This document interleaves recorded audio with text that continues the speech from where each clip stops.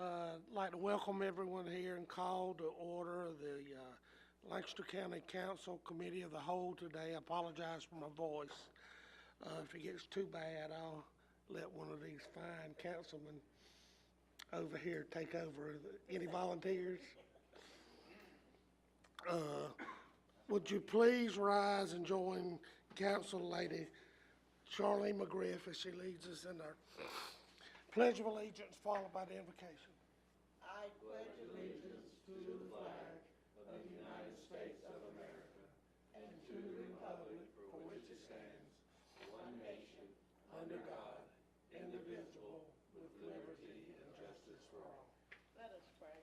Lord, as we move into this committee of the whole meeting, please guide us and make sure that the discussions and the information we share will benefit our public. And Lord, bless our council members and families and our citizens in this community. I ask you, pray in your name.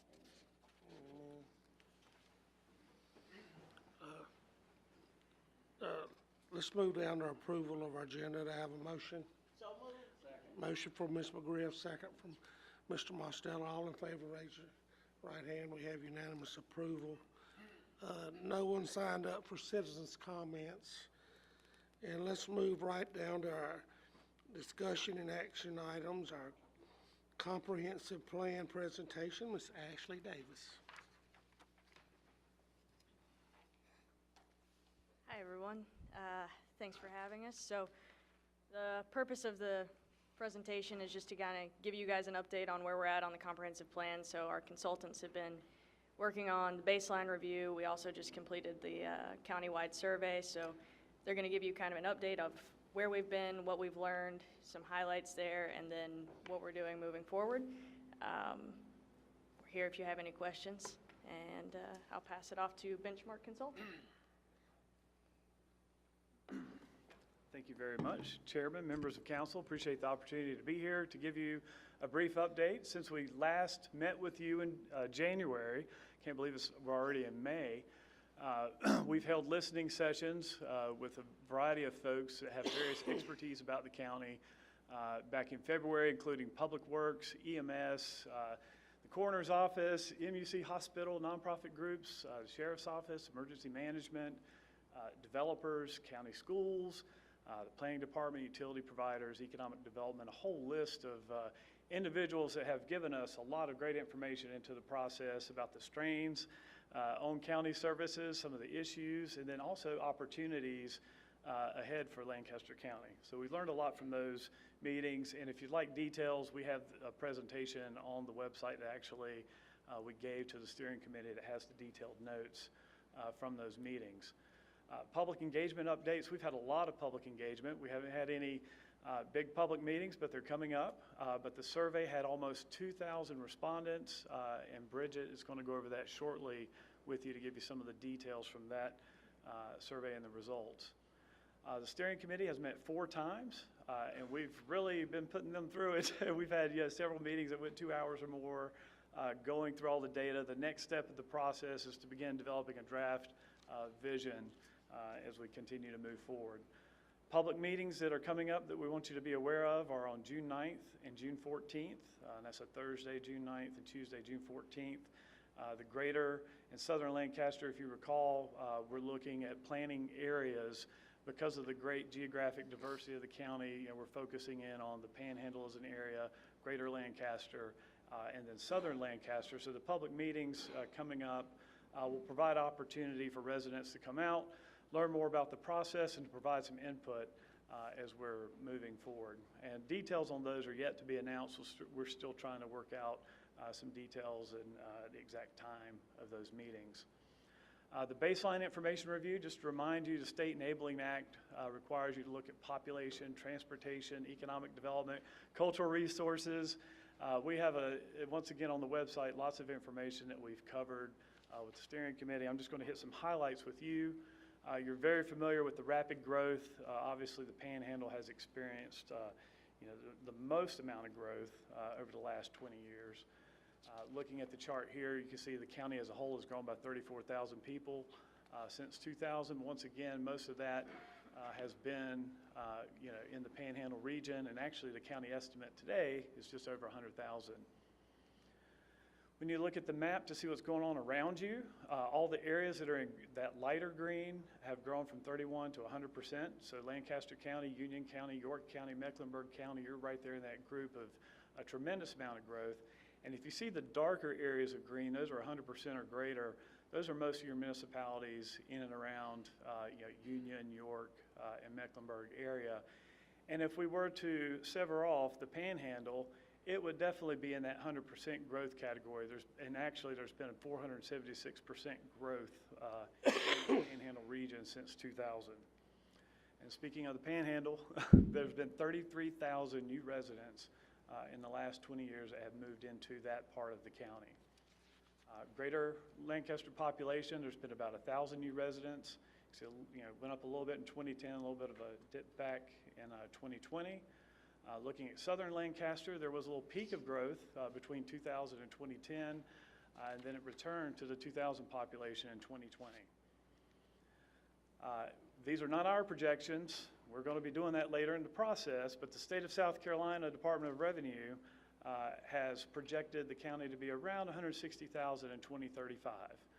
Whether or not that's realistic, you can see they took kind of a very straightforward approach, straight-lined approach in their projections there. As the process moves forward, we're actually going to prepare projections to give you our best estimate on where we think the county is going to be in that same time frame. Where do people travel to work? This particular map gives you a really good idea. The darker the color is where more jobs are. And the lighter the color, fewer jobs, but you can see a significant amount of folks are commuting outside of Lancaster up into Mecklenburg and Union and over towards Fort Mill. But if you look at the actual numbers, although 28,000 people or so are traveling outside the county to work, you're actually bringing in 16,000, almost 17,000 people into Lancaster County for work. So that's a good number to see. Land subdivision patterns, this gives you a quick look at the density and how the counties, at least from a land perspective and being subdivided, the red areas are where you're going to have your really smaller divisions of land where you're most likely going to see neighborhoods, housing, that sort of thing. And you see that concentrated in your cities and up in the Panhandle region. But if you look at the vast amount of the county, which is about 60% of the land is still in parcels of land 50 acres or greater. So you still have a tremendous amount of the county that's undeveloped and large tracts of land.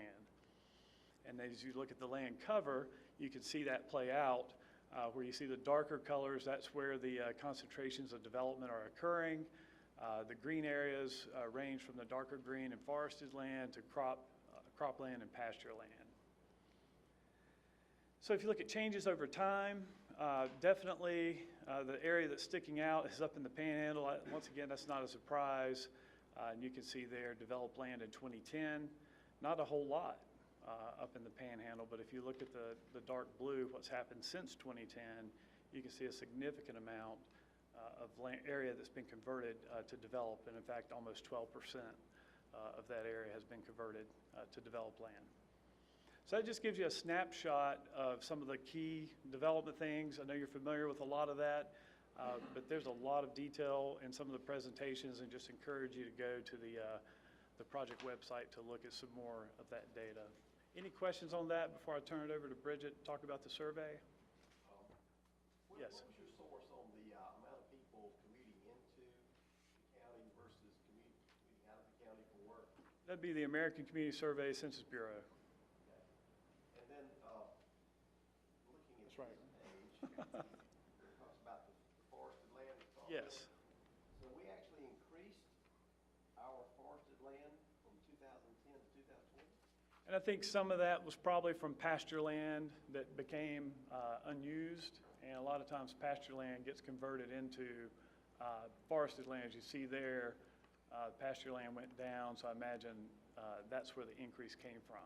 Because this is satellite imagery that the USDA puts together, so it's not uncommon for, farming is not as popular of an activity as it used to be, so lots of times what happens, it just grows into forest.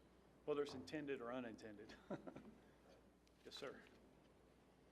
All right, I'm going to turn it over to Bridget to talk about the survey. All right.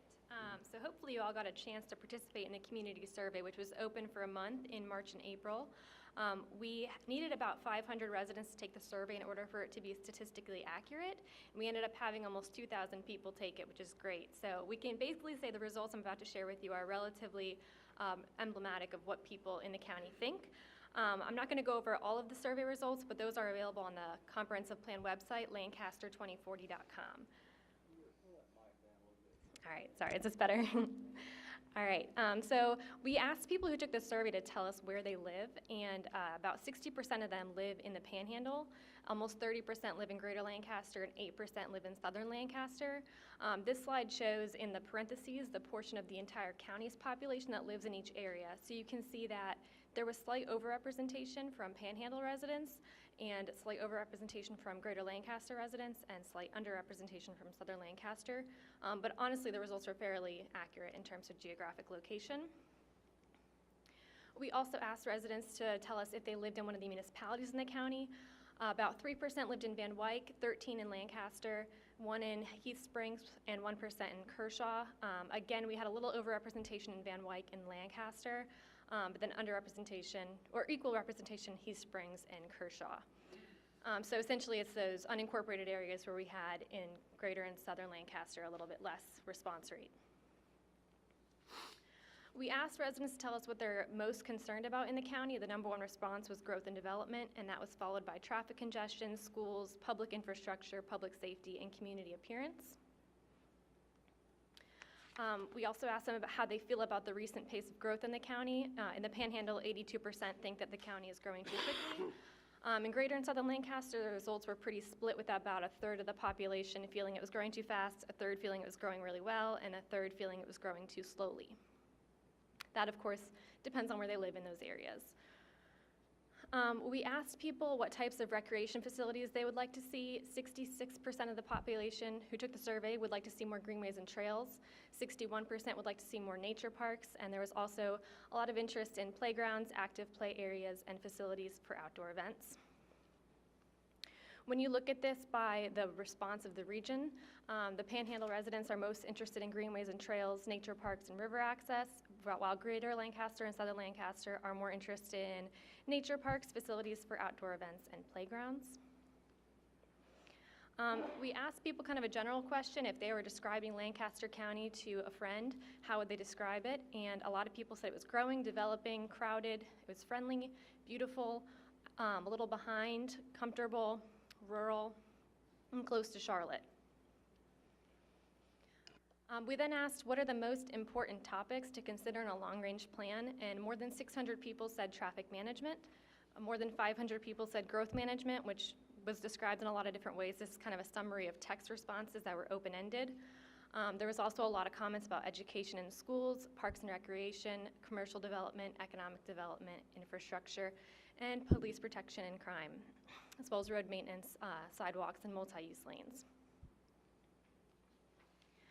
We then asked people to describe their vision for the future of Lancaster County.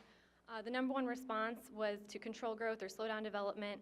This is followed by building and improving roads, adding more parks and green spaces, improving schools, encouraging more commercial development, enhancing design regulations, encouraging economic development, and keeping the small town feel, and improving aesthetic appearance while also supporting public safety. So that was very quick. Do you have any questions about what I presented, or other things that you might remember from taking the survey that you'd like more information on? You know, I looked through what they sent us to review before the meeting, and one thing I thought about was, because Indian Land responded so greatly, of course they do have the preponderance of the population, but they are maybe somewhat older, decrepit, whereas we in the South are young.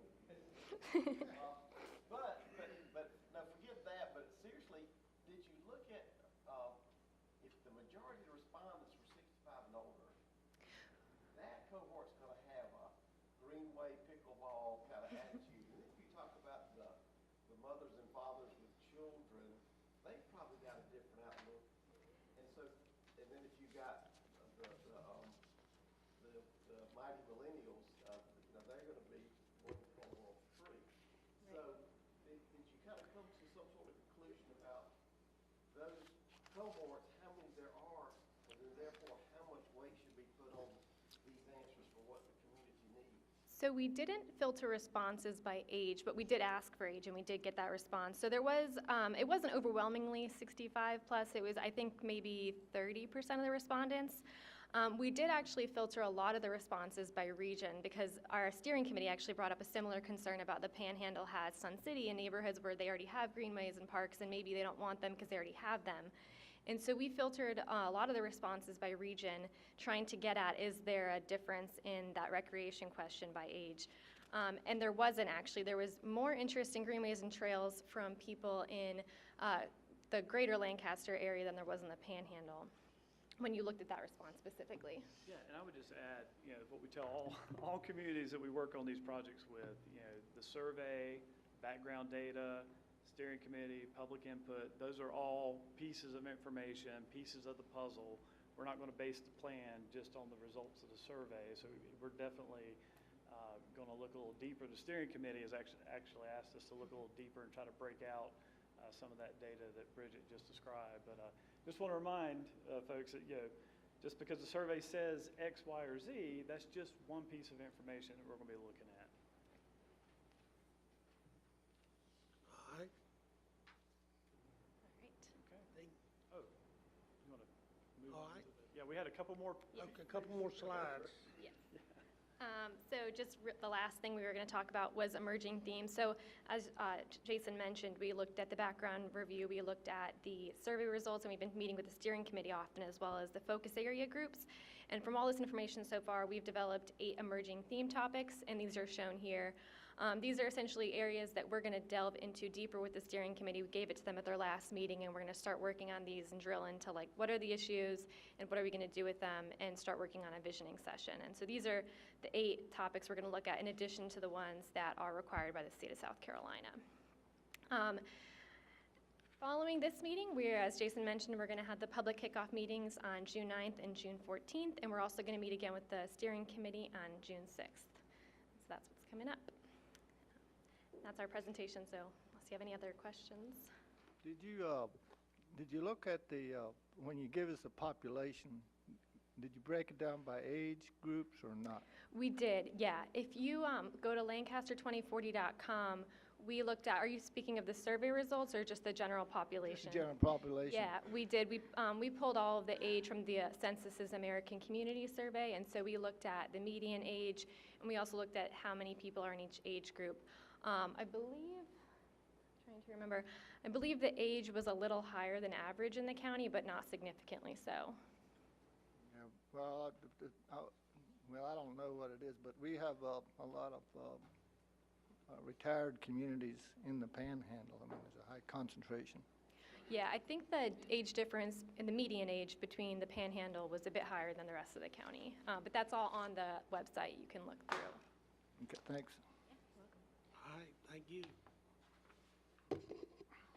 For any of you who are interested, we can send it out. We didn't want to overwhelm you with information, but we've got plenty of it out there. So we've got kind of recaps on the listening sessions, which were broken down by who we talked to and what kind of feedback we got from that topic area. We've also got about 160 some odd pages of baseline data. So if you want data, if that's something you're interested in, we have it. We just didn't want to kind of overwhelm you with numbers. I know you guys have been looking at budget and things lately, so we'll let you leave the numbers there unless you want them. But if you guys have any questions or anything for staff. Could you send that information to me, please? Yes, ma'am. All right, thank you. Let's move on down to our 6B, homeless support proposal with authorized ARPA funds. Mr. Dennis Marstow. Thank you, Mr. Chairman and council members. Back on September 13th of 2021, the County Council authorized allocating $334,213 in the federally provided ARPA funds. and you designated that to go to LATCH, the Lancaster Area Coalition for Homeless initiative to shelter some area homeless in temporary housing that was originally identified at the Carriage Inn. As you know, the Carriage Inn is closed, and so that has changed the plans for these funds. The United Way of Lancaster County has been the fiscal agent on that, and so we're headed down a path to do a recipient agreement with them, but given the change in structure of their program and how they want to look at serving the homeless, they have come up with new proposals since the foundation of their proposal through the Carriage Inn has fallen apart. They have come together with a couple of proposals. I'm going to ask Holly Furr from United Way to come forward and make the presentation for you about how repurposing or continuing to use those funds for the homeless services in a little bit different manner. So I'll turn it over to Holly. Thank you, Dennis. I appreciate that. Can everybody hear me? Okay. We're getting it up there. So I first want to thank the council for their generous award of the $334,213 back in September, as Dennis said. And since the closing of the Carriage Inn, we realized that we needed to kind of have another plan since our original proposal to you was not feasible anymore. So what we have done is we've come up with two different options. I just kind of wanted to give you a little bit of background of our need. I've been working with the United Way as their executive director since the middle of February, about a week and a half before the Carriage Inn shut down. So it's been drinking from the fire hose, no pun intended to our firefighters who will be speaking next.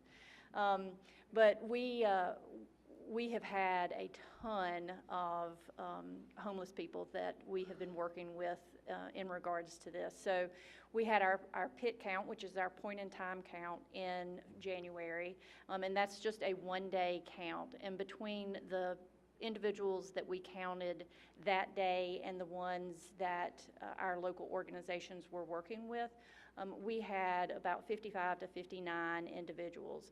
We identified at the United Way, along with other LATCH organizations, about 32 individuals with the Carriage Inn closing that we were able to identify and start working with. And that's about 14 family units. Some of the people who were living there did not need our assistance. They were either able to get additional assistance from friends or family, but these were individuals that we have been working with. Since then, almost on definitely a weekly basis, sometimes it's several times a day, we get calls at the United Way office, and other organizations here refer people to us, and so it's been about 20. So that's well over 100 just since January that we have been working with. I talked with somebody today at the school district, and they have identified 52 school children that are labeled as homeless through the McKinney-Vento Act. And they reassured me that that information was probably not accurate, that there are probably more than that than they know about. So this leads me to our, what are we going to do since we can't use the Carriage Inn as our facility that we were going to use. So we talked about two different options. Option one is what Dennis and I had met and talked about. We're going to call it a scattered placement. So working with the clients wherever they are. Some of these people are still in hotels. Some of these people are not able to stay in a hotel, or they've run out of money, or we're trying to protect the funds that we have to do emergency placements or to assist them with additional housing once they find housing. So some of them are on the street. Some of them are staying at family or friend's house, but that is not a permanent option. They bounce around, and that is not an ideal situation, particularly for families with young children. So we would work with these individuals wherever they are. So that's going to be a lot of travel for our case manager.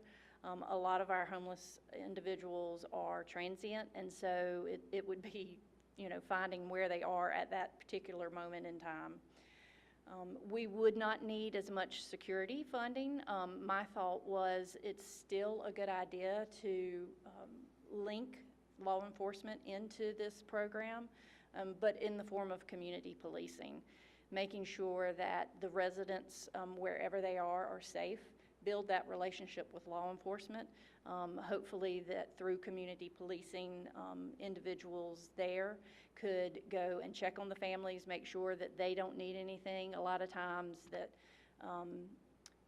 issues arise that, might bring law enforcement to the table, and you want them to have a friendly face. And so it's important to increase that visibility with law enforcement and make sure that there's somebody that these individuals are comfortable reaching out to and not afraid of. Of course, it would be increased mileage because the case manager would have to travel a lot more than going to one location. And increased meal allowance because you're not going to have everybody all in one location. So if you're going to provide meals or food, that is going to look a little different. We can't have churches bring food to one location and everybody be there. Option 2 is a more permanent solution to the problem, and that would be a permanent location for our shelter. With this, funds would be used to either purchase or rent a permanent community center or shelter location. I don't want you to think like Oliver Gospel Mission in Columbia as what we're looking at. We're looking at more a holistic approach, and so bringing in a lot of programs into one location to work with the families there.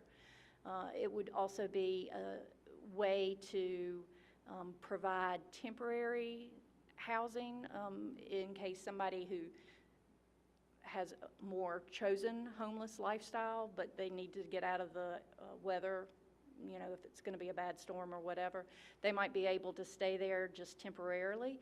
But if they're not going to participate in the program, they're not going to stay long-term in this shelter. It would be more of people who are willing to participate in the programs that we offer there at the facility to increase their financial stability and to get with them to work on permanent housing locations. The same model is what we were doing before.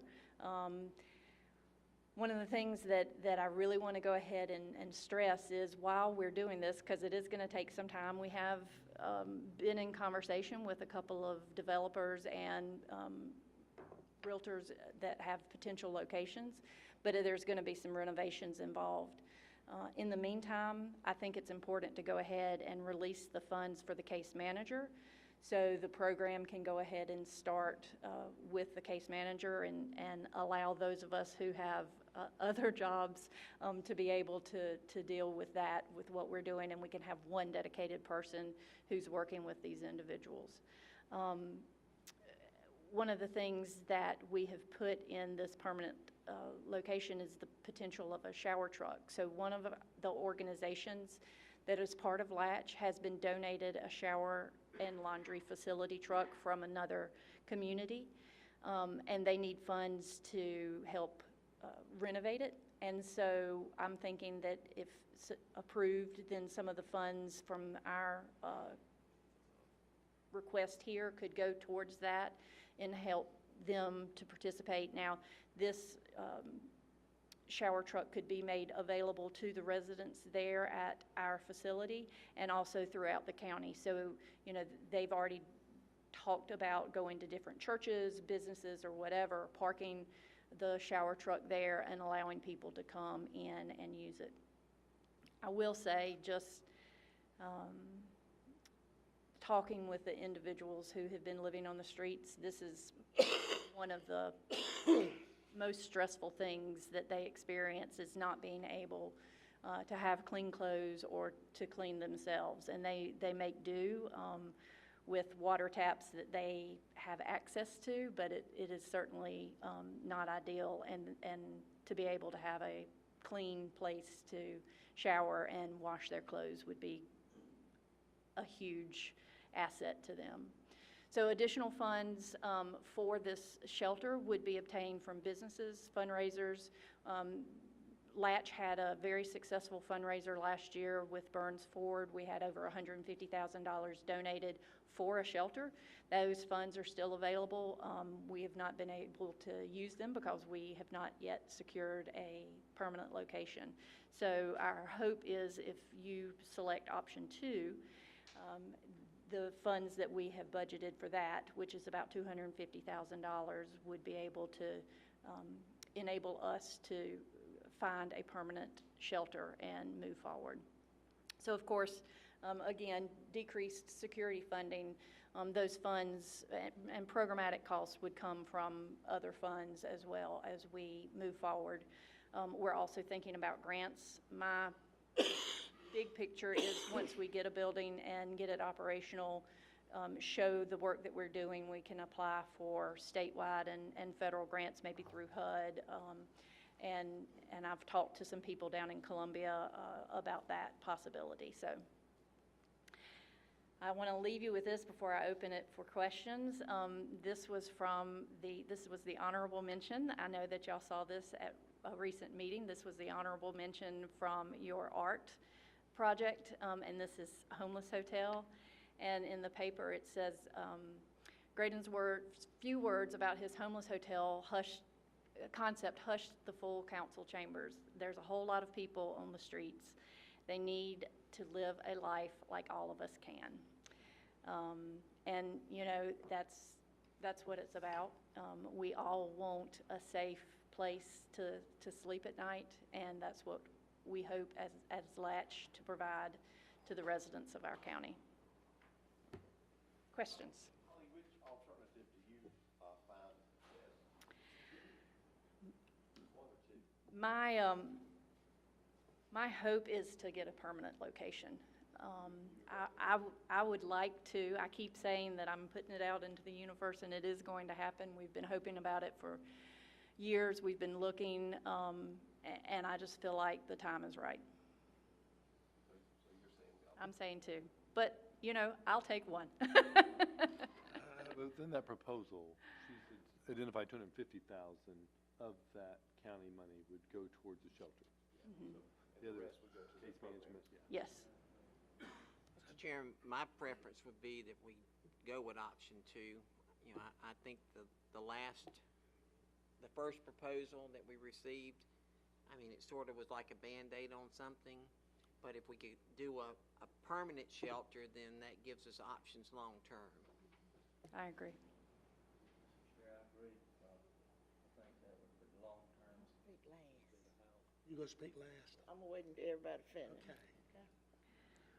Terry? Well, I mean, I do think it, you know, that was my concern about the first one, that it was not a long-term solution. The permanent one has the potential to be a long-term solution.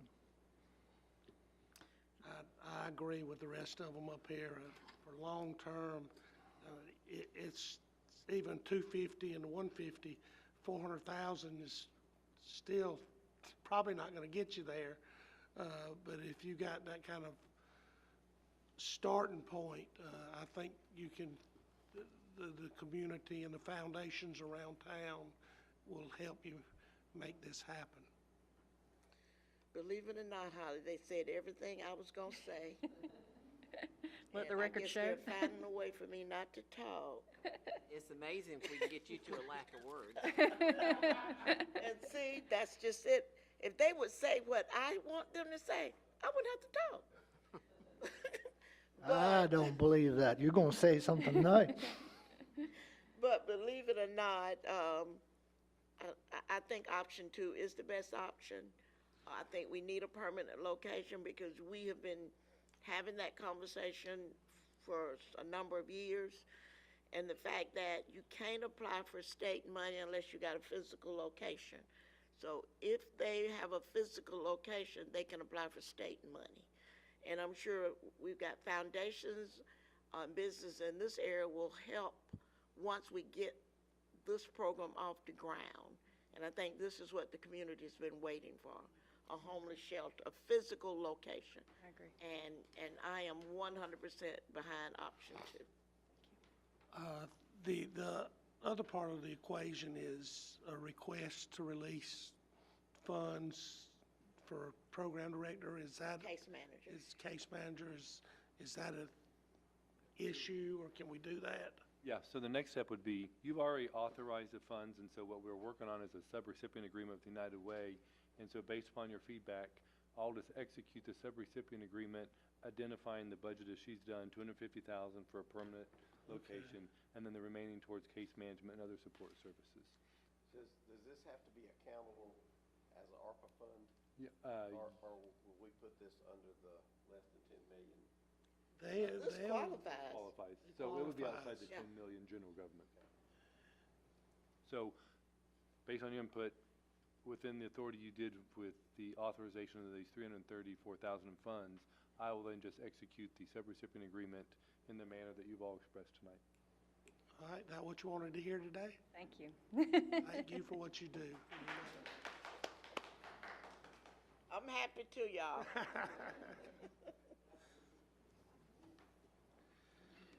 All right, let's move on down to evaluation of fire fee district request and fire service provided throughout the county. Mr. Dennis Marstown. Thank you, Mr. Chairman and council members. Tonight before you, we have a good discussion item in terms of something that's been brewing, I think, for a while. As we've recently just created the Van Wyck Fire District, we've got the Pleasant Valley and the Indian Land Fire Districts. And so based on seeing how those have been functioning, there's been conversation among the Fire Commission, the different districts, looking at what some supplemental funds could do to help their operations. Because as we continue to think about fire service in the next 10 to 15 years in the county, part of the question is how does the overall volunteer model support our growth going forward? And so since November of 2022, or November of last year, 21, when the Van Wyck District was on the non-binding referendum, some of the other fire districts have expressed an interest in potentially having referendums as well for their fire districts, and to ultimately have the authority to have fee-generated revenue to supplement their annual fundraisers and other things.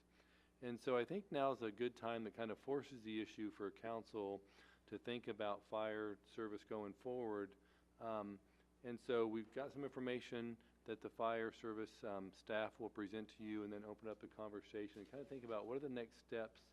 One of the driving issues on this is that if you do want to consider putting a fire district non-binding referendum on the November ballot, we have to have that decision finalized by August 14th.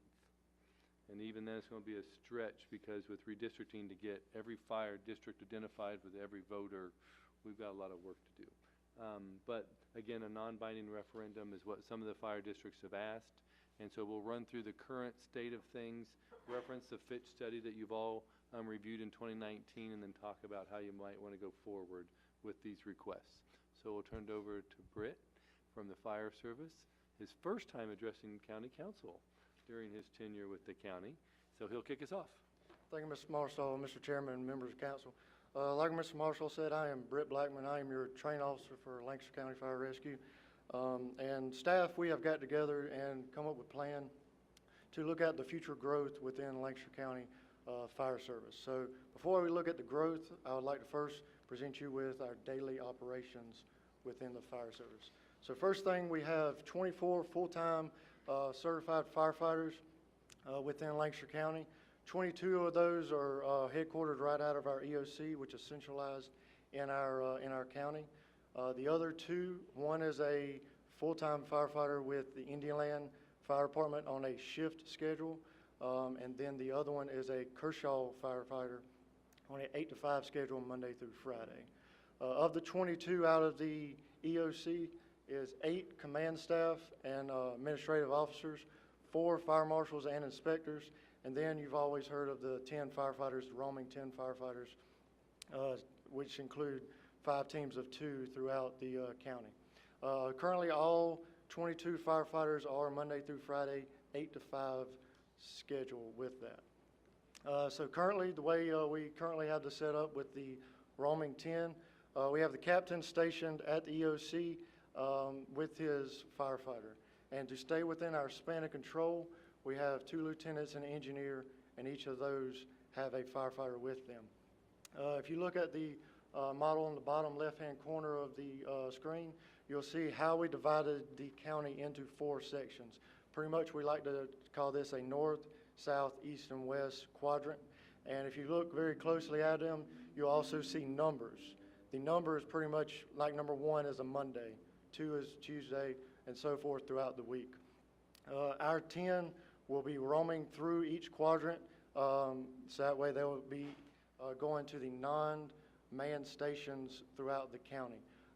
Just before COVID, due to not exposing our firefighters even more, we no longer went to staffed stations such as Pleasant Valley, Indian Land, Lancaster, and the town of Kershaw. So these teams continue to run calls throughout the county, and they do this to supplement the volunteers. And as you know, a lot of them are at work Monday through Friday, 8 to 5. So this was helped to augment that time frame. But as the county grows, we cannot sustain this projected path that we're going down. In 2010, our population was 76,000, and as we talked about earlier in earlier presentations, 2020 model showed 96,000, and as the model showed earlier in the earlier presentations, 160,000, and then in 2040, almost 179,000. Also, our calls have increased. Currently, in 2017, we had 142 structure fires, and that increased 4 years to 273 in 2021. With this, also the cost of equipment, buildings, and apparatus is continuously on the rise with that. So, currently we have, as Mr. Malstall stated, 3 fee districts: Pleasant Valley, which was approved in 2006 after 2 tries going to the ballot. Indian Land was approved in 2011, and then the most recent, as you know, is the Van Wyck Fire District, which was approved in 2021. So each of these is also a $90 rooftop fee within all properties within that respective district. So the time flow of all this is left to right. February, Pleasant Valley, 75, started out at $75. They asked for an increase to $120 in 2017. They met in the middle at $90 for that increase in fee. And then 2011, Indian Land was established, and they continued on with the $90 fee, as well as Van Wyck in December of 2021. Currently, there is no finalized proposal fee for the Roslyn development at this time, and it's continuing on with the current plan of the $90 fee. At this time, I'll turn it over to our Chief of Operations, Stuart Barfield.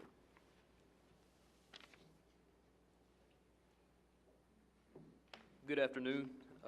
As Britt mentioned, I'm Stuart Barfield. I'm Chief of Operations with County Emergency Management. Emergency Management and Fire Rescue have been working hand in hand over the last 4 to 5 years, looking at the future, considering the growth that we're seeing, and trying to figure out some ways that we can address that in the fire service. So moving right on through the presentation, as Britt mentioned, we've got some new fire departments, volunteer fire departments that are looking at establishing their own fee districts after seeing the results of the progress of the current fee districts we have in place. As of right now, we have 6 fire departments: Beaufort Fire Department, Gooches, Riverside, Shiloh Zion, Traysville, and Unity Fire Departments, who are wishing to move to include their fee district requests onto the November 22 ballot for election. We also have 3 other departments that are looking at further planning and research for moving towards establishing a fee district for their fire districts. Those are Elgin Fire Department, Heath Springs, and Rich Hill Fire Departments. So as everybody probably knows, with the volunteer fire service, a lot of the support and funding for the volunteer fire service comes from a combination of the fire commission budget that the council approves every year and fundraisers that each individual department does to raise funds for equipment, protective clothing, personnel, things of that matter. So the bottom line is that fundraisers in the volunteer fire service are getting to the point where they're no longer able to keep up with the demand of pricing for equipment, supplies, to keep up with the growth of demand for the services that those departments provide. So it makes sense that we have fire departments that are interested in fee districts to increase that available funding for what they need to do. But we have identified some limitations for fee district models. The first being that the $90 rooftop fee, you know, it does add money to those fire departments. It increases their funding, but as you look at it over time, it's not really a sustainable model for future growth, mainly because of inequity between property values. One of the things we've discussed is that a $90 rooftop fee, like I said, it helps, but it's not really a something that can be adjusted over time as property values change. Another limitation that we looked at with the multiple fee district system, if gone forward with, is that numerous individual fee districts would be a cumbersome thing to manage or incorporate with the current fire commission model that we have and that the fire departments operate under right now. And then lastly, as Mr. Marstall mentioned, to meet the November 22 election time frame, we require 3 readings of formalized planning before August 14th. So that's another limitation for the fee district establishment model going forward. Some more data that we pulled from our own information out of our office from January 2018 through December 2020, so a 3-year period. And this data comes from all the volunteer fire departments in the county. So within that 3-year time frame, there was a total of 1,604 missed calls for those 3 years. And when I say missed calls, I mean that the primary station that was paged out for an individual call was not the one that ran that call. It was either a mutual aid fire department after consecutive multiple pages of the first fire department, or it was county staff running that call on behalf of the volunteer department. Again, as Britt mentioned, because a lot of the volunteers are working during the daytime. That's why we currently have career staff on duty during the day. So, for example, if there's a fire alarm for Gooch's Fire Department and McDonald Green Fire Department, and it happens to be one of the days that we have career staff stationed at McDonald Green Fire Department, Gooch's Fire Department might not have a member available to run that call, but the call still got run by the career staff that were stationed at McDonald Green Fire Department that day. So the calls are being run. It's just a matter of the stations not having personnel to run those calls and requiring either career staff or mutual aid stations to run those calls. So of those 1,600 calls that were missed, 898 of them were at nighttime, and we consider that 6 p.m. to 6 a.m., and 706 of those missed calls happened during the day, so 6 a.m. to 6 p.m. And 13 out of the 18 volunteer fire departments across the county miss more calls at night than they do during the day.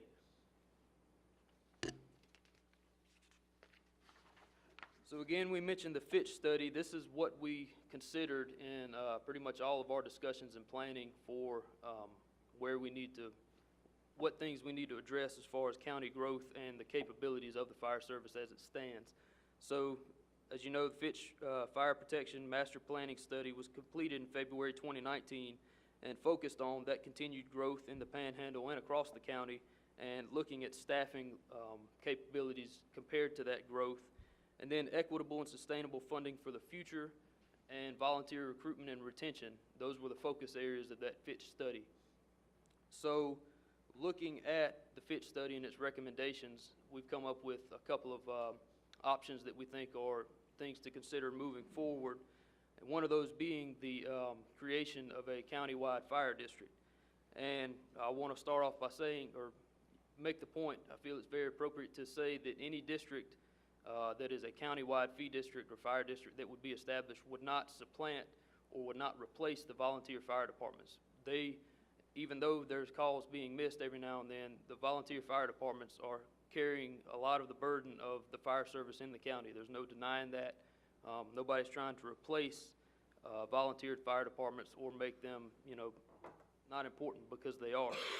So any delineation of a fire district that, countywide fee district that is proposed would be dictated by the need of services throughout the county, and it would not, again, supplant or replace the current municipal and volunteer fire departments in the county. And as of right now, again, this is a proposal for something to address. It's not something that's been implemented at this point. So getting a little bit deeper into the Fitch study, some of the things outlined in the Fitch study that were hit on pretty regular throughout the whole report was that we need to look at reallocating some of the resources we already have in place, some of the capabilities we have in place. So one of the ways we're looking at doing that, and we're approaching this, and you'll see it in the presentation, we looked at staffing needs, building or station needs, and equipment needs to address this growth that we're seeing in the county. So from a staffing perspective, one of the things we looked at that could be implemented rather quickly, if approved, is to reallocate current county-funded firefighters and request one additional firefighter. This would build an initial 24/7 response capability for a county-wide response. It would be a small response, but it would be something that would help. As I mentioned, the majority of the missed calls are happening at night. So what this would look like, one idea we came up with was Heast Springs Fire Department is a volunteer fire department in the town of Heast Springs. It's currently the only volunteer station in the county that could support career 24-hour staffing today right now. That means that it has sleeping quarters and it has sprinkler protection in the building. That's the two main requirements for any fire station anywhere to be able to house staff. So, like I said, what we looked at was reallocating current county-funded firefighters, requesting one more for a total of 6 personnel that could be stationed at Heast Springs Fire Department to provide 2 on shift 24/7 to provide constant coverage. Ideally, those firefighters would have access to, and I'll get into this in the equipment slide, but have access to a quick response vehicle, much like our Roving 10 have, which is an F-350 pickup that's got personal protective equipment, some specialized tools, things like that, that they could either respond, if it's a Heast Springs or South End call, they could respond apparatus from that station to that call, but if there's a rescue call or a vehicle extrication call or a structure fire elsewhere in the county on a given night, they can use that QRV, that quick response vehicle, to travel to that call or to a station for that call and pick up apparatus that way. Kind of the next step staffing-wise that we looked at was requesting 2 additional firefighters to augment our current daytime operations. So that would take our 10 firefighters in the daytime to 12. This would allow for us to stretch the hours of coverage if we use a four-day, 10-hour workday model for those now new 12 firefighters. We can stretch the amount of time we have coverage for during the day. We found over the years that a good portion of our calls happen either right before our 10 firefighters come on duty or shortly after they get off duty. So another way to address those calls, again, that do get run, but another way to add guaranteed personnel to those calls would be to use that 410 model with an additional 2 firefighters to increase that amount of hours during the day that we have career coverage out of the EOC. Another staffing item that we looked at was request 3 firefighters per year to build, and I'll get into the building and stations item in the next slide, but building more 24-hour coverage across the county with county career firefighters. We looked at requesting 3 firefighters per year until, for however many years it takes, to get a total of ideally 4 stations situated strategically throughout the county with at least a minimum of 4 firefighters on duty per 24-hour shift. So it'd be 48 total firefighters with that model if that's what's chosen to be pursued. So again, with that model, the 48 firefighters would of course require more stations. You can't put 48 firefighters in one station. So one thing we looked at was building an additional 4 new county-owned fire stations in strategic locations, again, throughout the county that are in alignment with recommendations straight from that Fitch study. So a portion of the Fitch study talks about ideal proposed station locations for maximized travel or minimized to make shorter travel time to calls throughout the county. One of the metrics we looked at from the Fitch study, of course, with the any buildings that the county would build, we try to find the most economic way to do that. So we looked at some current county-owned properties around the county, and there's actually a couple that line up with the recommendations for station locations from the Fitch study. Another thing for economical purposes and for operational purposes as well, kind of coming out of the Fitch study too, is the option to co-locate fire and EMS in one station. So those new stations could be a double station, a fire and an EMS station, and run 24-hour coverage out of those stations. Another way to probably save money, but also make things easier maintenance-wise, is to utilize a standard station design for all these new county-owned stations. The most efficient way we looked at it, and the kind of probably the most effective way operationally to design new stations, or kind of the growing standard, is to have at least 4 drive-through bays. Drive-through meaning a bay to park a truck in that has doors on the front and the back, so you don't have to back the vehicle so much, because backing apparatus is when a lot of accidents and injuries happen, unfortunately. So the more you can minimize backing apparatus into a building, the better. We also, of course, like I said, we have to have sleeping quarters for those 4 to 6 personnel to allow for future growth if possible. A kitchen, because of course it's going to be a 24-hour station. We want to feed our firefighters as much as we can.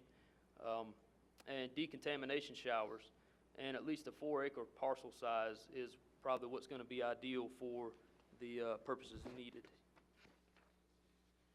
So equipment needs to support the firefighters that we were looking at requesting maybe, and the stations that would house those firefighters. Again, like I mentioned before, the quick response vehicle would initially be housed at Heat Springs Fire Department with those initial 6 firefighters, which would be 2 per shift. And again, like I said, they would be a county-wide response element using that quick response vehicle.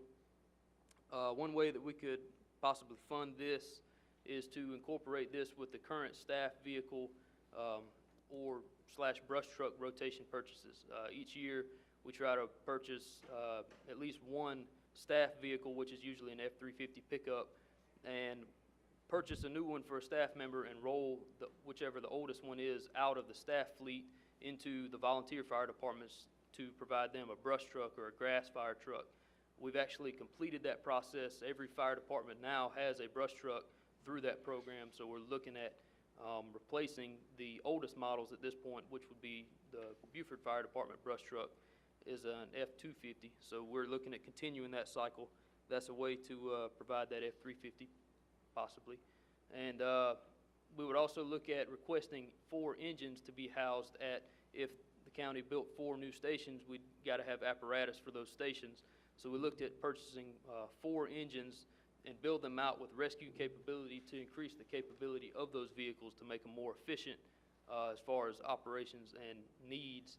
And a way that we looked at funding that would be to incorporate the new engines, rescue engines, into the 7-year rotating purchase that we already do for apparatus in the county. We would also need, again, like I said, to increase the capability of those engines, we would need to purchase vehicle extrication tools, cribbing, stabilization struts, ropes, and other various rescue type equipment, again, to enhance the level of service provided by that staff at that station with that engine. And of course, we would need turnout gear and other equipment for the personnel, but we'd also look at a big push in the fire service industry right now is cancer reduction. And it's becoming standard practice for new stations to be equipped with turnout gear extractors or washing machines for turnout gear and dryers to wash those carcinogens and contaminants off of the gear, so we're not putting on dirty gear all the time. Along with vehicle exhaust vent systems in the apparatus bays. It's essentially a hose that hooks up to the exhaust pipe of the engine, of the apparatus, and vents all of the exhaust out of the building, out of the roof of the building, so it's not sitting in the bay for everybody to breathe in. So with that, I'm going to turn it over to Darren Player to talk about some of the funding possibilities for this program should we proceed with it.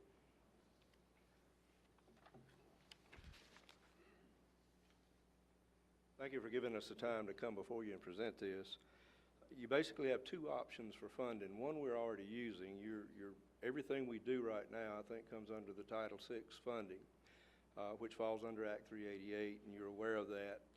That's the limitations that come with the things that we do. Under these, there's been several different stations that have done the fee districts.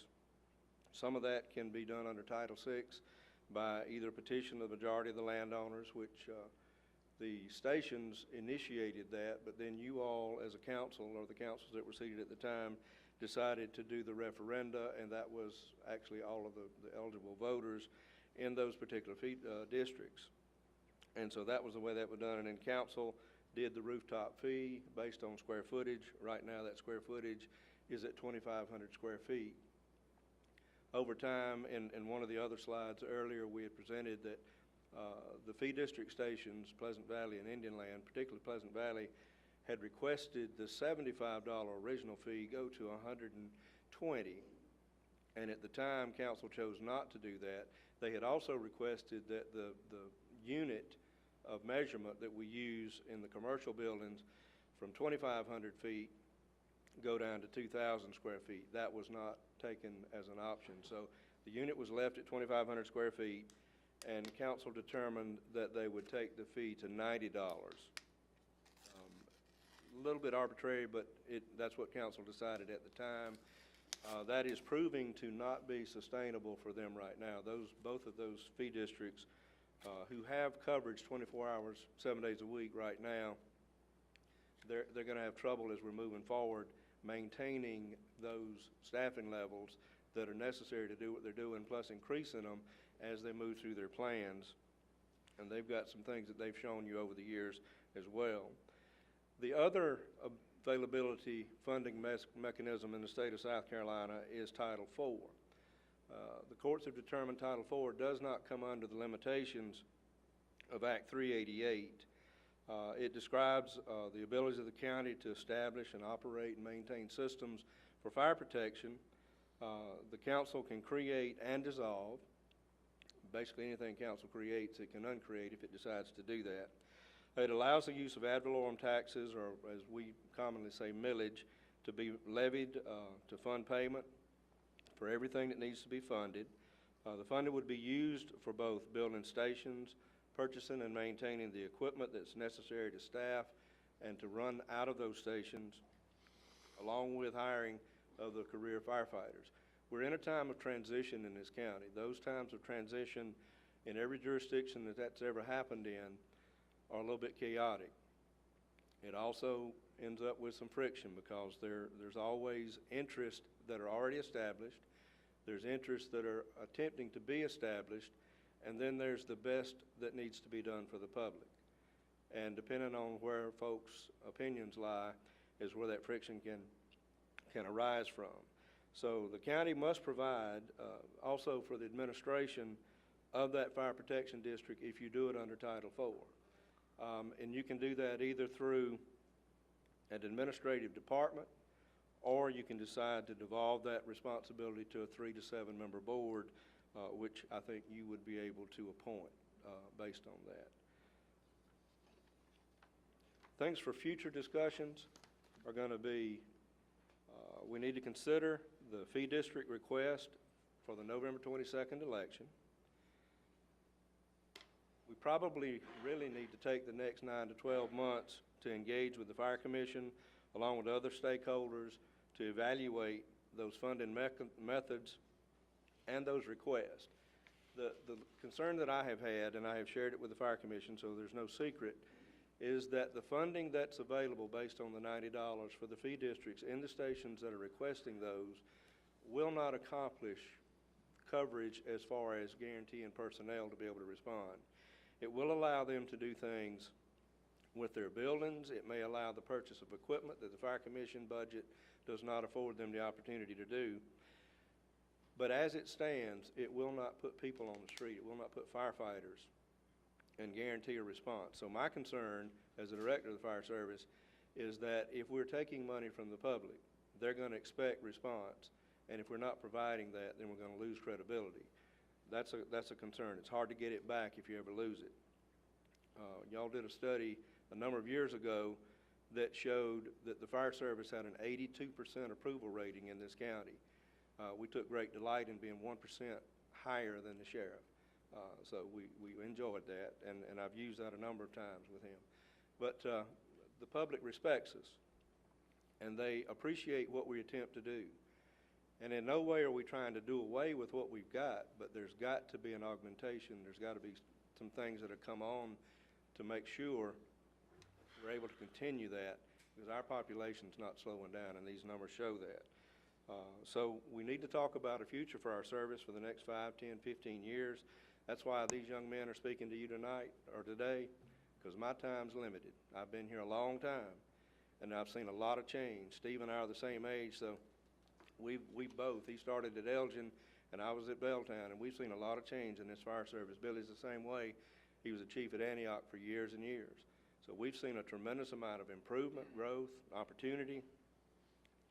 But as our population has grown, so has changes in the demography of the folks that are able to volunteer, willing to volunteer, and that kind of thing.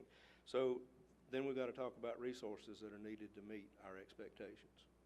Thank you, and Chairman and council members, to close out before we get to some of your discussions, I do want to highlight in your backup material is we did have there from the assessor what each fire district revenue could generate with a $90 fee within each of the districts. So you kind of see what that amount would look like. But also I want to highlight that in Darren's fire service budget, he did make a request for part of the Fitch study recommendations to hire 3 teams of 2 members. I kind of put some of the fire requests to the side like that because I do think we need to have this conversation about the future going forward. Why we put this on tonight's agenda is, one, because we do have this issue about the time frame if you do want to consider putting it on the November ballot. I will say I think part of the driving impact of having it on the November ballot was more just because the elections are scheduled and they're more widespread around the county.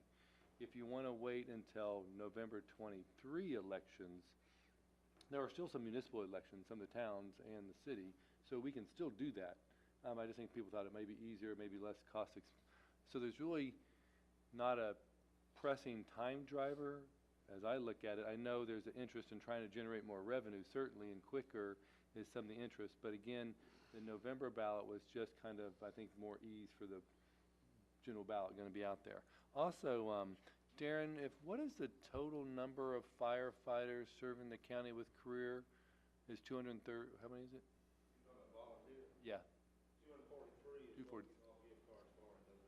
Yeah. So 243 volunteers across all. Okay. True. That's true. So that's what you're kind of looking at is the volume of volunteers we rely on right now to provide fire service throughout the county across all of our fire districts. And I think unfortunately that's been dwindling. And so that's where I think for you as council members to help give me direction about how do you want to approach this going forward. I really do think we need more than a day's conversation. And I don't want you to feel hemmed in by a ballot time frame that necessarily doesn't have to be addressed right now. So I say I'd like to have the conversation if we take 9 months, 12 months to engage the Fire Commission and others and see what is some of the thoughts that they'd make as a recommendation to you all. I don't have a formalized process to do that because I wanted to hear from you all first to see if you have an appetite for trying to advance some of these fee districts. But again, I don't want us to make a false start and raise expectations, one, among the fire districts about what the revenue will actually be able to accomplish, but more so for our citizens. If they have expectation they're paying a fee, will they be able to see the services they think? So I just want to throw that out there, and I'll turn it over for your input. Chairman, I have a question to Mr. Player. Darren, what's the average age of your volunteers? I didn't pull that statistic specifically, but it is now getting into the 40s. The last time we did it, I think we were about 38, 39 years old. Now we're probably about 40 to 45 years old. And the 240 are active volunteers? That's That means correct. they're taking calls and, That number comes from what we call the qualified firefighters in the stations. The term active can be loosely defined as they're still members in the station, they qualify as a firefighter. How many calls they go on does not determine their eligibility for that gift card. It does feed into their stipend payment if they get a stipend, because the calls are what generate that, then along with their training, so. the number of volunteers don't necessarily constitute what shows up on the scene. No, so we may have a That's a station lesser with 30 number. people that can't put 2 on a fire at any given time. I know there's some talk of a couple of stations combining, and, you know, as I started back 40 years ago, I wasn't a very good fireman. But, you know, there was 30 firemen at Elgin and, you know, and now they're struggling with 6 or 7 at the most. Y'all were And the average fire about- departments are owned by the community. They're owned, you know, and I know it's gonna be tough, but will some of these volunteer stations be encouraged to join together in certain parts of the county, or will that work, or will that not work? I mean, that's, you got a lot of old school firemen that I'm concerned, you know, like if you had, you know, Elgin, McDonald Green really aren't that, they could, you know, could be a station in a you know, I don't know. Is that something that would help with this?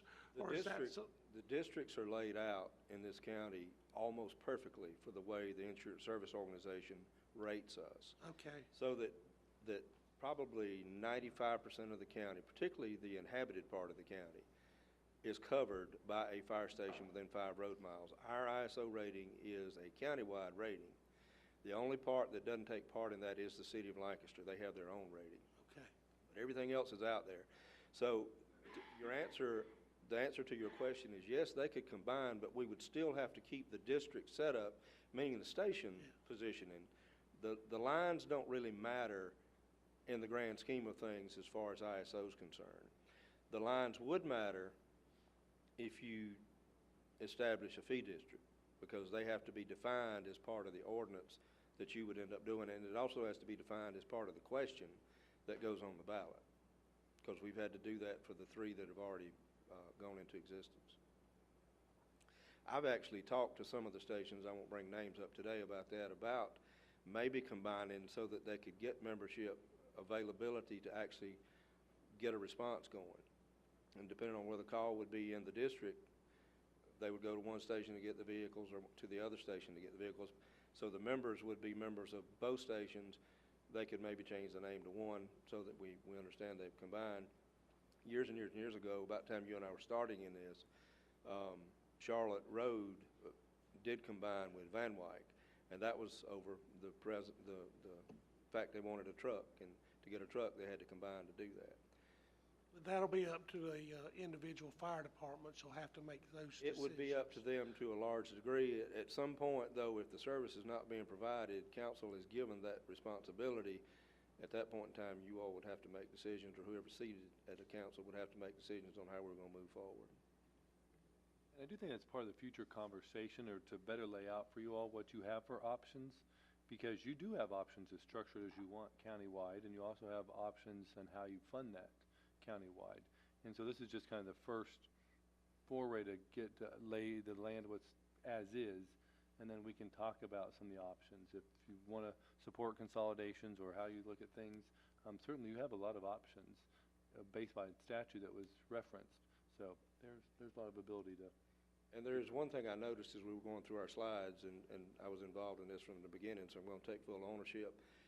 we gave you the numbers of the people who respond out of the EOC. We did not include in those numbers the Indian Land Fire Department, which paid by the fee district up there, as well as the 3 full-time folks that are at the Pleasant Valley Fire Department, nor the 2 people who are on the contract with the Kershaw Fire Department.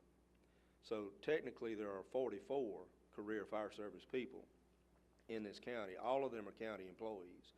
So I don't want that to be a misinformation point that you might figure. You look at your budget and you're gonna say, we're paying for this many firefighters and all of these different budgets. You only told us about 24 of them. So, but that's why we gave you the number. Those are the county-wide responders, is what we gave you the number for. So, Darren, you are, Fire Commission basically is really maybe right now recommending a single fire district for the whole county? The Fire Commission has not taken a position on this. This is a staff recommendation. This will be Fire county? Commission has had some conversations about it. When the Fitch study came out, council initiated that study. There was a lot of discussion at the Fire Commission level then about, they were worried that if the Fitch study was implemented and Title IV was used, all the funding would go to that, and then their funding would die on the vine, and the volunteer departments wouldn't be funded anymore.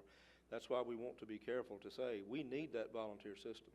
It keeps our fire service as affordable as it can be in this county. So, whichever direction we go or as we move forward, it's critical that as long as that volunteer service is viable, we keep it funded, we can increase the funding, we do everything in our power to keep that a moving force. Things may change. If we went back to companies that had shift work and we had people more willing to volunteer, that model may build itself back to strength. But the direction we're headed right now is that's not the case. So as we are trying to maintain and keep it as viable as possible, we've got to go ahead and be transitioning into career so that we can guarantee we've got coverage and response as we're moving forward in a county that's over 100,000 people right now. Also, too, you were talking about maybe headquartering 6 people in the Heath Springs Station, which I love that idea. But have you talked to the town council yet about I have talked to the fire chief at the fire department, Jonathan Payne. Yeah. I did not want to get into discussions with the council until we knew that you all had buy-in about that. But that would be a council-to-council discussion that would have to be had. That's not something I can do. Now, I'm more than willing to talk to Mr. Truesdell about that as the town administrator, and I have mentioned it to him, but we've not sat down and had deep discussions about it. We just know that as we move forward, right now, today, that's the only station in the county other than Indian Land and Pleasant Valley that can legally sleep firefighters on a 24/7 shift. Is there, y'all given us a lot of information here, and it's really good information, and certainly this council appreciates all the firefighters in this county and what everybody does in that regard. Is a next step maybe to come up with a timeline proposal to implement some of this, and then you and I had a conversation Monday night, and along with this, we need to look at the pay of our paid firefighters too, and that needs to be incorporated into how do we come up with the money to do all the things we need to do.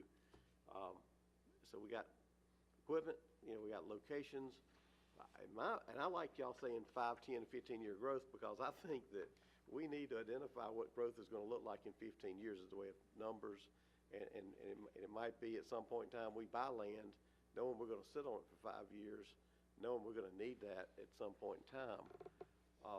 So I do like that idea too. So I'm not sure where we go from here, but those are my ideas. And then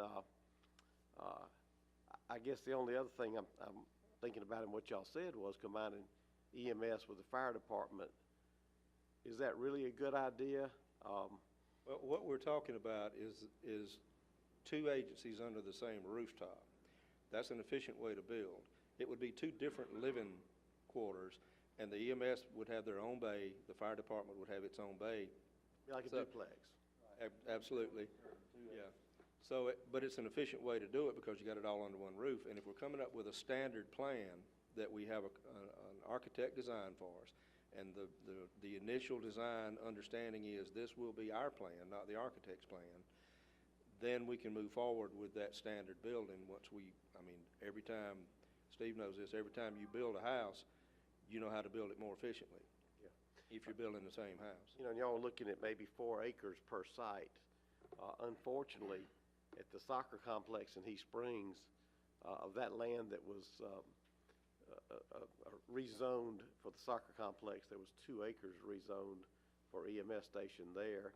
And I think there's some right up in Indian Land on the left that's reserved for an EMS station. I don't know how many acres, but that money is already, to build those out, was voted on by the, our voters to fund those in capital sales tax in 3. So that's kind of water already under a bridge. Well, I would never presume to stand here and plan for Clay and EMS. They've got needs right now, and I understand that because I listen to the radio, and there's never a day that every ambulance he's got on the road's busy, and we're probably calling in folks for mutual aid to help us out. Yeah. But we're thinking if we're going to plan moving forward, that needs to be an option that's available. If there's a need at that time for the EMS station, then you do both on the same site. Yeah, that's great. That's great. Thank you.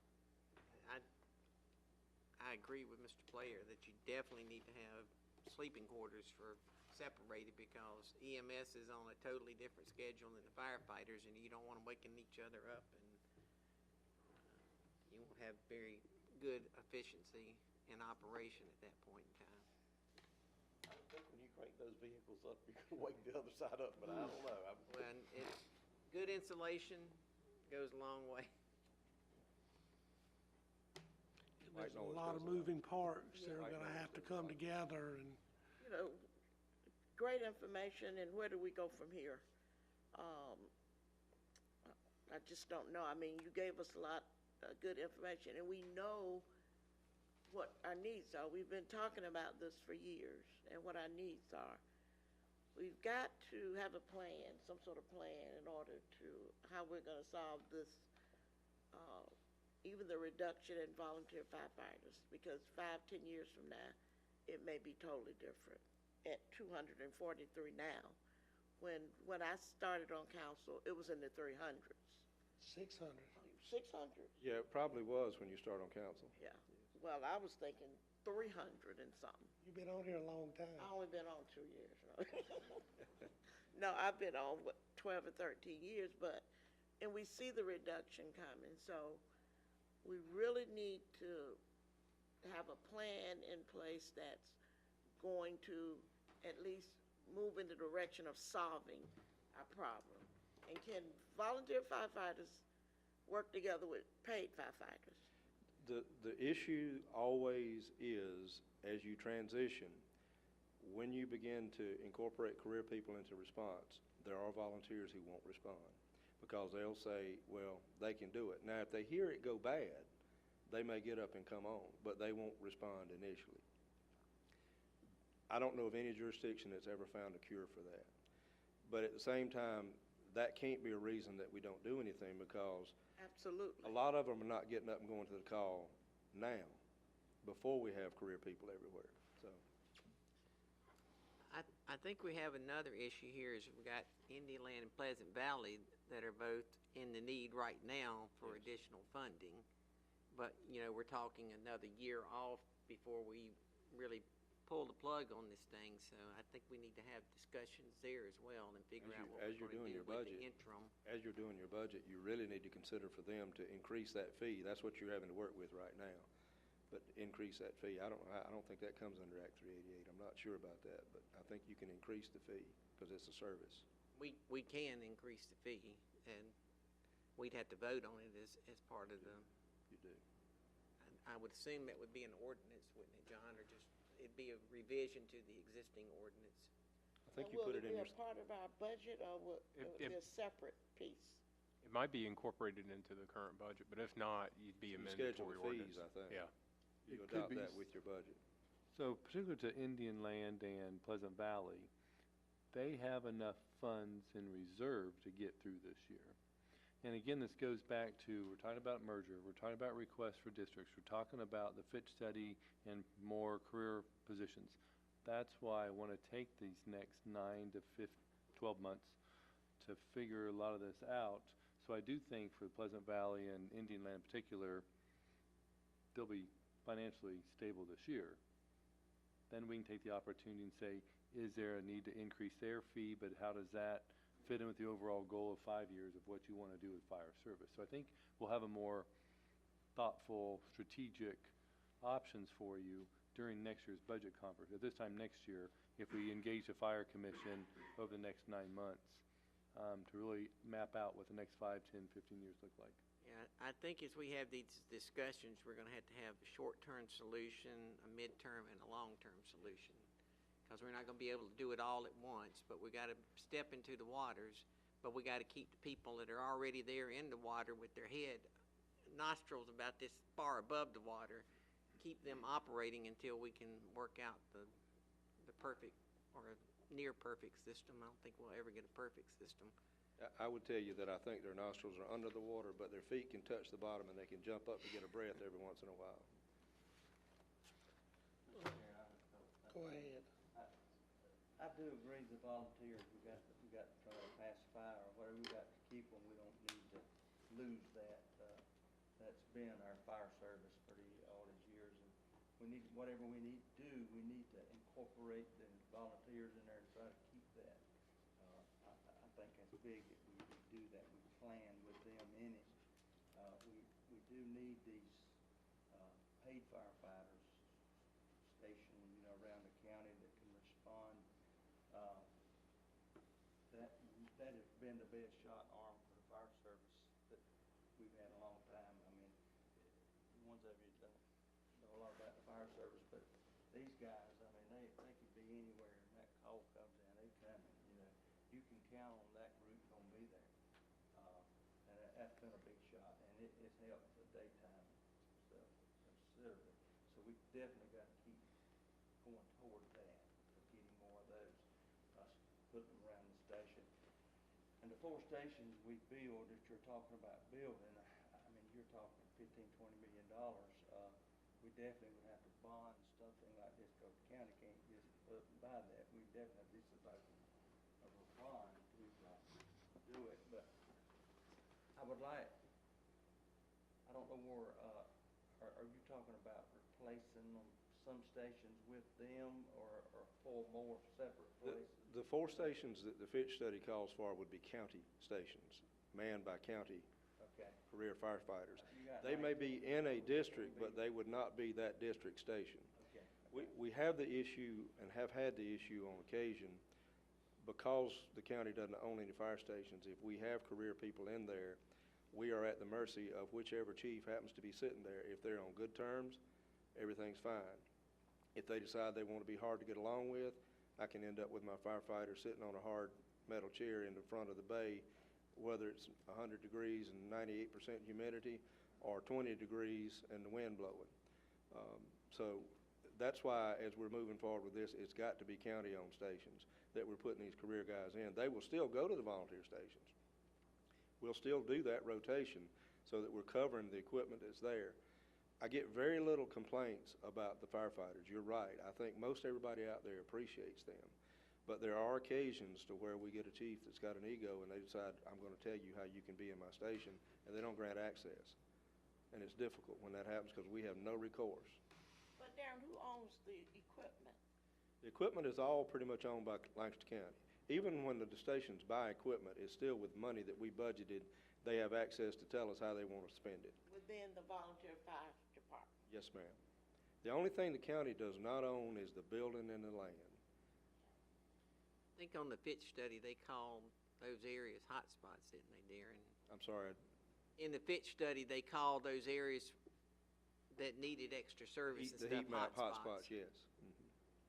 So those were identified as, you need a station here to help cover that.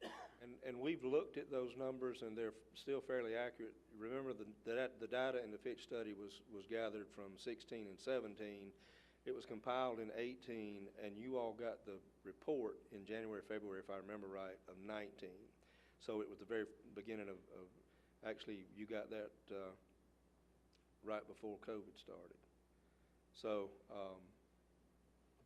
those numbers are still pretty accurate. There, at the time, the one thing that we've seen is that Edgewater was not taken into consideration because it was basically dead in the water. It has really come on like gangbusters. So there's a little bit of a shift in that direction on the number of calls that are involved in that particular area for EMS, for fire, and for other county services as well, but primarily for EMS and fire. And I don't know exactly all that the sheriff responds to there, but probably law enforcement too, if I had to guess. So we're looking at some things there with some developers. I would say one takeaway we can take from this is that if we're looking in negotiating with a large developer, 2 acres of land doesn't cut it. It's got to be 4. Because I think all the ones that have cut out property, it's all 2 acres. Well, they're going to try to give you the least they can give you. And they generally pick the worst property possible to give you, so that it's not a gift, it's a millstone hung around your neck that you then got to figure out how to spend enough money to get it viable. We had experience of that with the EMS, and I Yes, you also do. know that, another one was, the land you were referencing, Alan, in Indian Land is 2 acres. And it's a deep hole, and it's on Van Wyck Road. Is that the land that sales tax 3 says we'll build a station on? Yes, I believe so. And there's, River Chase, I think, gave property as well, and it's basically on the very end of the Van Wyck Fire District, where it borders with Riverside.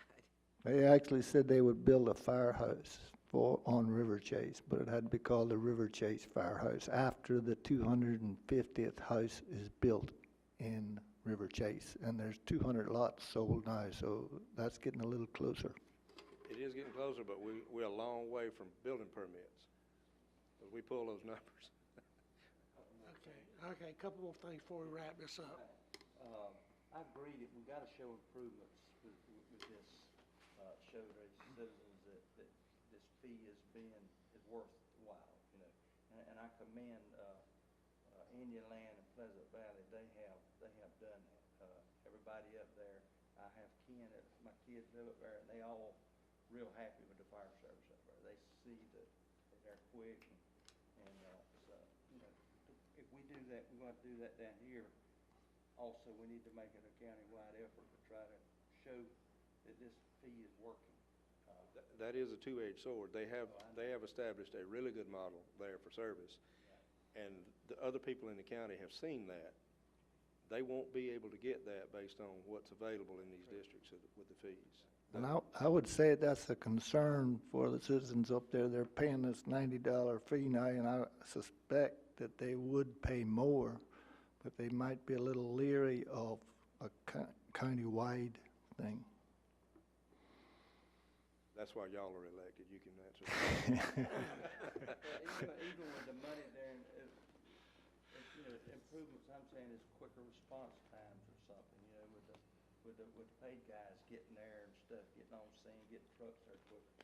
Our people out there see that, you know, and I think that as long as they're seeing that, they'll be okay with this fees and stuff. And I just think, you know, we do have to do some areas like that. The one thing I would ask you, positions do me no good if I can't find qualified people to fill them, and that ties back to salary, which y'all are talking about now at the budget level. So I was going to ask you, these 3 firefighters that we pay to stay at the city, is that eventually going to be pulled back out to the county? those would be some of the things. That rescue program always was intended at some point to begin to come back into the county.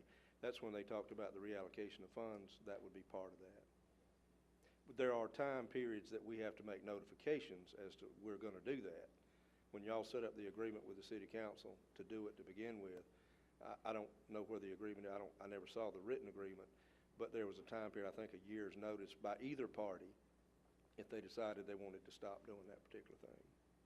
And two, I think we'll need to continue as a council to continue funding all of our fire departments in the county at the level that they're at, or more, or if they run 50 calls a year or 300, all of our citizens Yes, the people in that community gotta have that service. That's true, and I think we still got to keep giving more if we get this going. You know, we gotta keep all the departments in the county, adequate equipment and stuff, that's gonna be a big plus to us, continue that, keep our rotation going. All right? A lot of work to be done. But I'm going to encourage those who put in requests for fee districts that we will take that up later as part of this conversation over the next 9 to 12 months. Okay.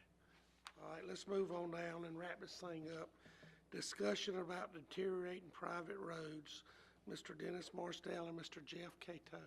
Thank you, Mr. Chairman and council members. As Jeff comes forward, as you all know, you made a decision about, in December 2014, adopted an ordinance to restrict the county from adding new roads to our road network, and made some formal assessments looking about planned development districts, residential subdivision, or cluster overlays. And so we've made some finite decisions about how we look at roads going forward and what we will maintain going forward. But we've also, over time, made some exceptions. If you recall, the Reed Point and the Brook Chase, you created special tax districts where we were able to front some money from the county in order to help them do some road enhancements and private developments. Given the age of some of our subdivisions and some rumblings we've heard, we can envision that there might be other neighborhoods that will want to be coming to council to say, how can council help us front these big road expenses within our neighborhoods, either create a special district or put money back on the tax roll if we front the construction costs of these. So this is kind of a heads-up conversation to think ahead as what might be coming down the road here and how you want to guide or think about these. And so I'll ask Jeff Cato, as our Public Works Director, to come forward and talk about our current system and how we've got into our situation and what we might do looking forward. Thank you, Mr. Marstall, Mr. Chairman, members of council. Yes, this is kind of, we go through this ever so often. It goes back to INR days and now to Committee of the Whole. But as you recall, we did close, it took a while. We did close our road system with Ordinance 2014-1299, and it closed in 2 phases. The legacy roads, which were roads platted prior to December 1st, 2008, which is when another ordinance we passed was Ordinance 915 that gave us some good county road standards. Unfortunately, when that passed, we went into a bit of a downturn, so we weren't really building nowhere near like we have been recently. And so those roads were given a lengthier deadline of December 31st, 2017, and those were roads that had come in and agreed to build to the standard that we passed in Ordinance 915. So, and then added into that, all roads with a plat, a preliminary plat or a sketch plan or something approved after January 1st, 2015 would be private. And, what'd I do? Uh-oh. There we go. Okay.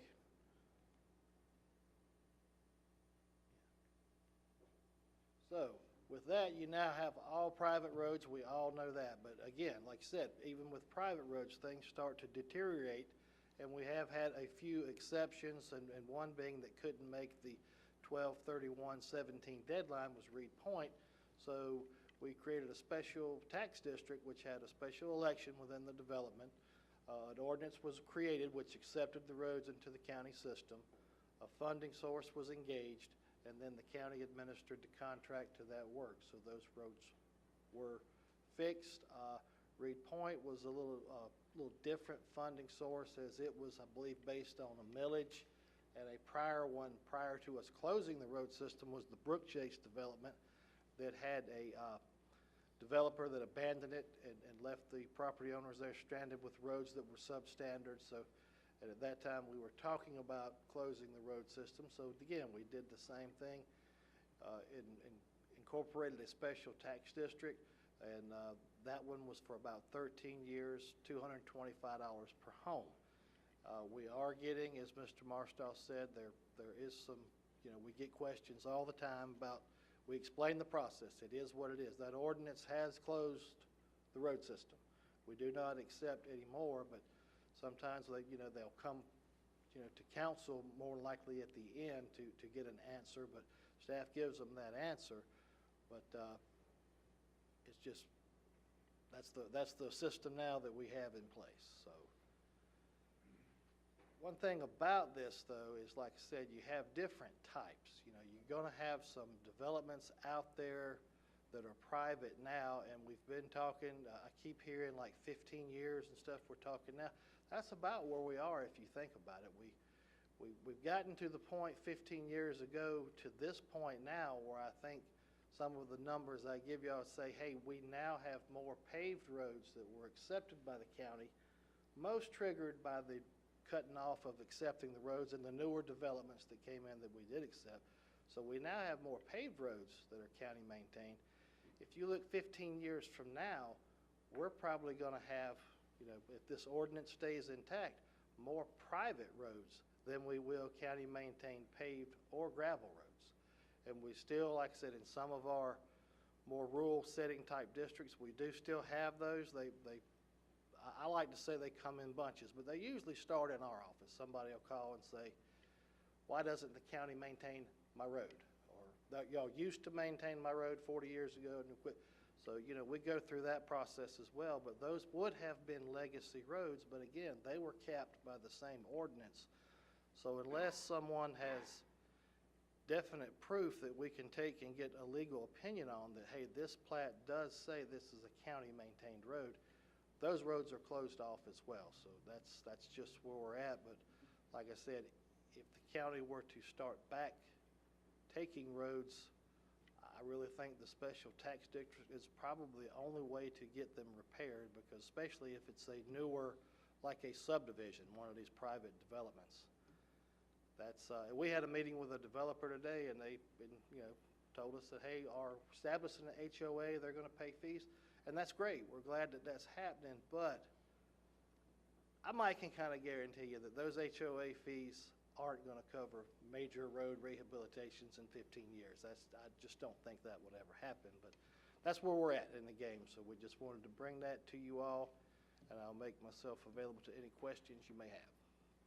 I did want to add, as we close out the formal presentation, is that if you all are approached, or as you hear Jeff say, that we are given the answer, we adopted the ordinance, we're not taking any more roads, they're all private. But if you look at the Reed Point and the Brook Chase example, if someone does come to you, we also have to look at the magnitude of the request. The Reed Point one, I think, was $675,000 or $850,000 to do that. And that maybe made sense to do a millage or do a bond on that. But even if you have some of these smaller subdivisions, 25 houses or something, it may be $200,000 expense to rehab it. Our bond counsel has told us that they would not encourage us to bond that out. So the only option, if you all want to consider anything, would be pull from our reserve funds and front that money and still charge it back. So if you're asked a question, I want you all to hear what our answer has been, is we're not taking private roads. See what your neighbors and you can do. But if you get questions, they may reference some examples of exceptions, so we just want to make sure all knew what those exceptions were and how they were addressed. And we need to establish base cost of what the county would think about assisting. Yeah, because I'm getting questions on a road that was a dirt road, that was a private road, and the builder and I guess the homeowners finally got together and they paved the road, and I'm getting asked, why won't the county take it now, so. Yes, and even with those, like I said, even though roads are inspected, and that's something that we're putting out there too, we are inspecting these things, even though they're going to be privately maintained, but we, let the developer, and in this case, the property owners that wish to do that, or the private drives that are being created, we let them know. Just because we're out here inspecting it doesn't mean that your road's going to be accepted because the road system is closed. I think with comment. I had a development out in my district off Cimarron Road called Seaver Estates. I think that's the proper name of it. I think Rich Keck knows about it, and I've talked to Dennis about it. These people, there are 21 houses on it. And it's a nice, really nice neighborhood. Our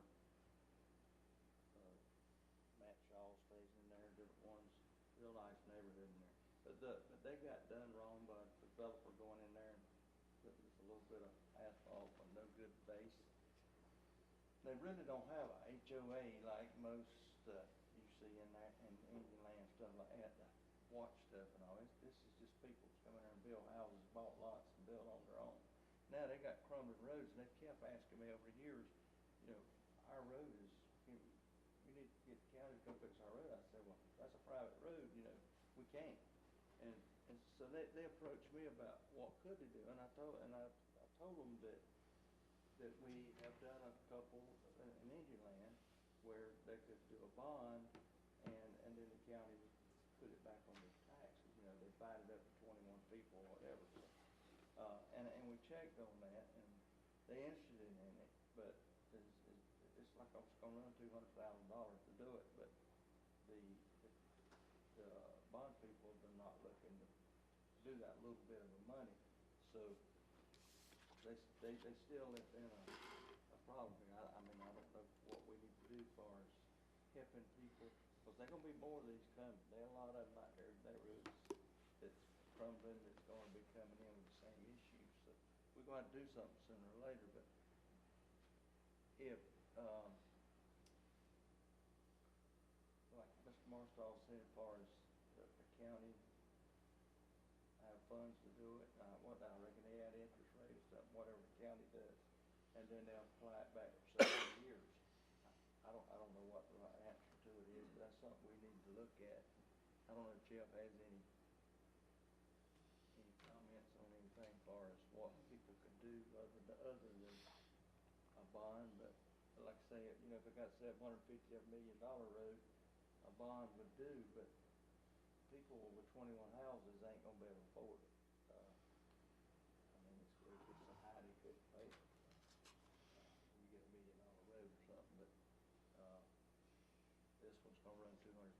They don't have that kind of money. Don't have no money in the HOA, per se, and so they in a predicament, and they're willing to put it on a bond, or if the county would do that, and let them, you know, put it on the tax bill of everybody paying back on it. If they got a hard estimate, or Yeah, just, I think it was $200,000 was pretty good estimate. That was a little bit on the high end at the time. This was recent, but it should be somewhere around that. They're pretty happy with that. So I just got a question. With Brook Chase and Reed Point, we basically floated bonds, built their roads, and then those bonds were guaranteed by the property tax collections by the property owners, but we didn't take title to those roads, did we? For Reed Point we did, and Brook Chase. So yeah, they are ours now in perpetuity. Was that before the roads were closed, or did we do that after the roads were closed? We did Brook Chase before the roads were closed. Reed Point, the actual deed came after, but the negotiations, everything started before the, Reed Point was gonna hit that December 31st, 2017 deadline. Okay. So they agreed to do that prior, but the actual signing of the deed that takes the road into the county was done after, yes. Technically, all this was done before. Technically, all that done was before, so that's like even with the special tax district, it's standing here as Public Works. It's, unless we do something that changes that ordinance, even though if they do this, I don't see how you could still take the roads without changing that ordinance, and that's the questions we've had with legal counsel over the years since we've been doing this. And that's the conversation we had when we passed the ordinance. Yes, ma'am. What were we gonna do when folks come to us?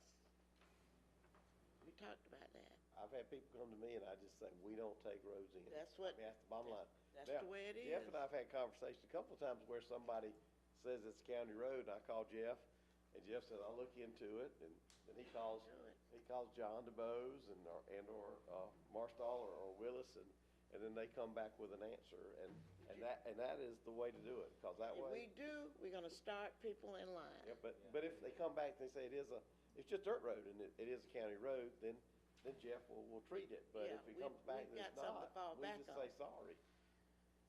It's only been a few It is. times. It's only been a few times, luckily, so. So Jeff, let me ask you a question. When these developers come in and pave these roads, you go out and inspect to let them know it is up to standards? Yes, ma'am. So how did this area miss? That was before. before, yeah.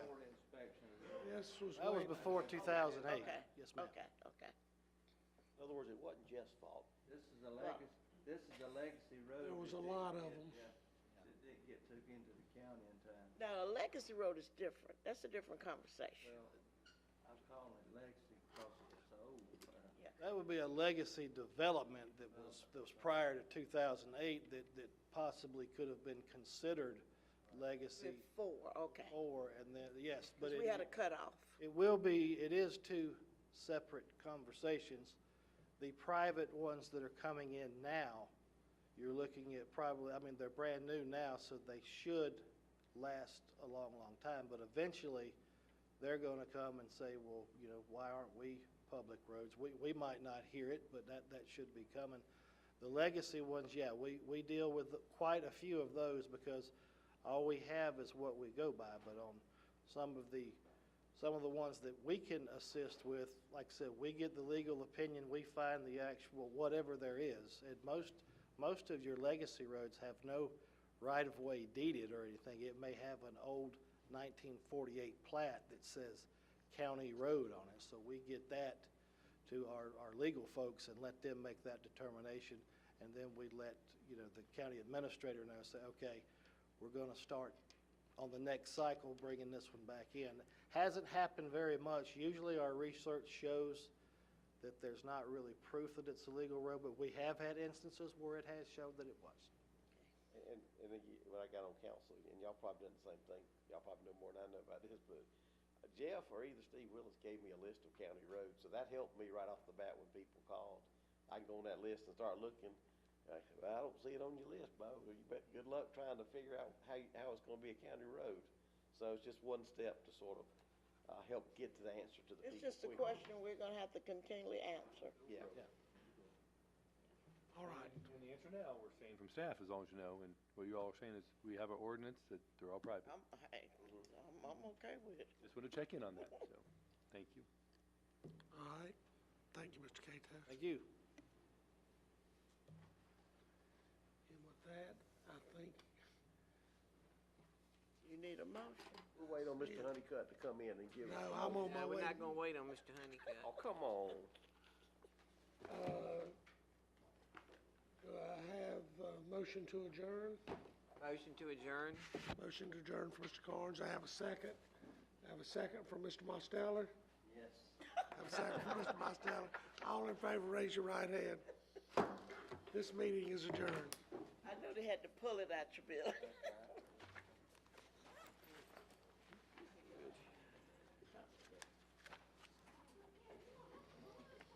What they gonna have to do is, all the homeowners got to get together and go borrow. Well, that's what I was thinking too, with 20 homes.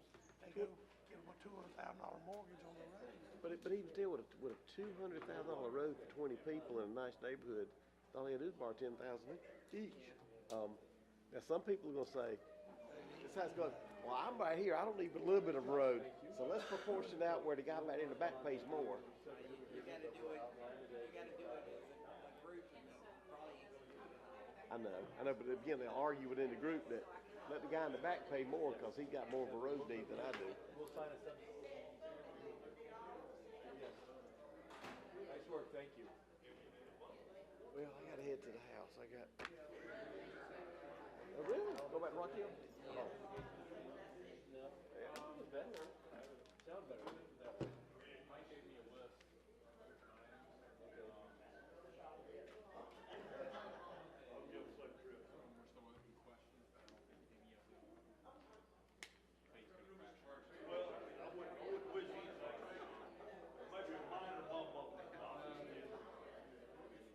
Are you, sir?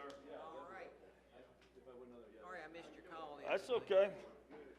I was gonna talk to you about this.